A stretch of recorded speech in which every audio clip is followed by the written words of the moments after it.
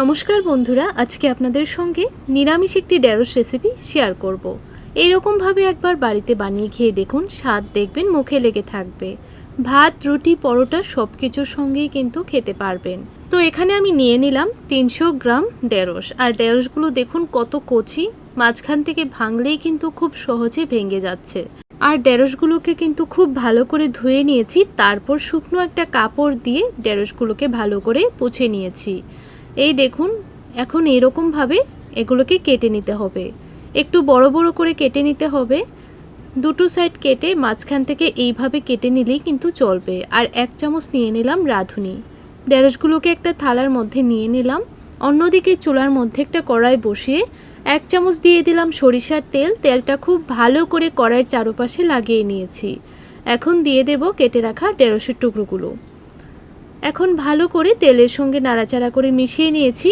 সামান্য একটু নুন দিয়ে দিলাম আর সামান্য একটু হলুদের গুঁড়ো দিয়ে দিলাম। এখন ভালো করে নুন আর হলুদ মিশিয়ে নেব।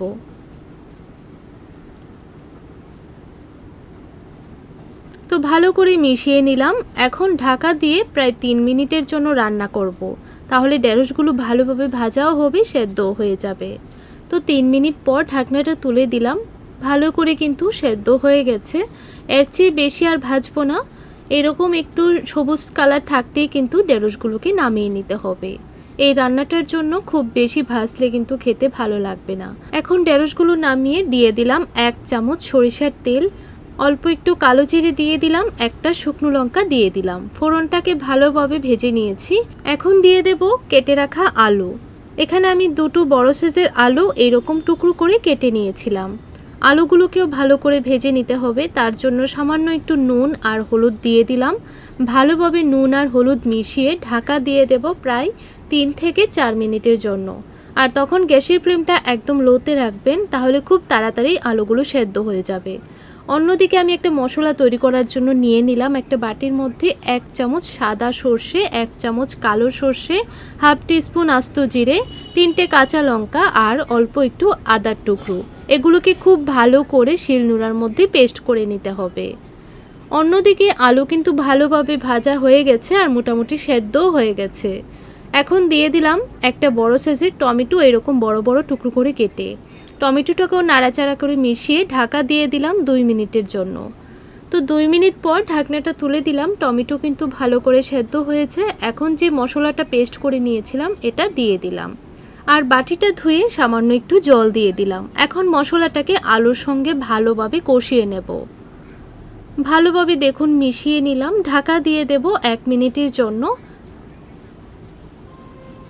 তো 1 মিনিট পর ঢাকনাটা তুলে দিলাম। এখন হাফ টিস্পুন হলুদের গুঁড়ো, হাফ টিস্পুন নুন দিয়ে দিলাম।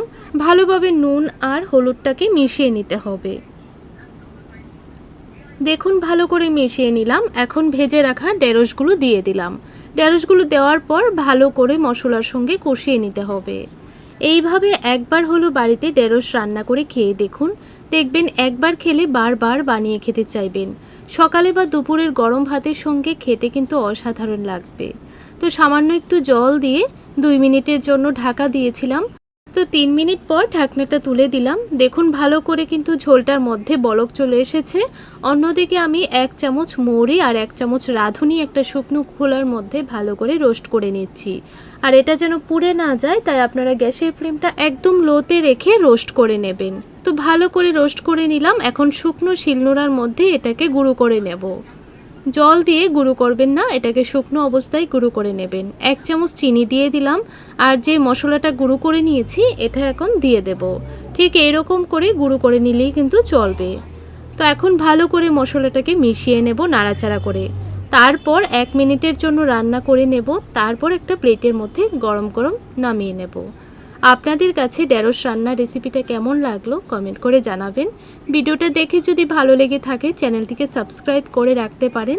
এই ধরনের আরও নতুন নতুন রেসিপি আমার চ্যানেলে দেওয়া আছে, চাইলে চ্যানেলটি ভিজিট করতে পারেন। আর রেসিপিটি ভালো লাগলে লাইক শেয়ার করে আমার পাশে থাকবেন।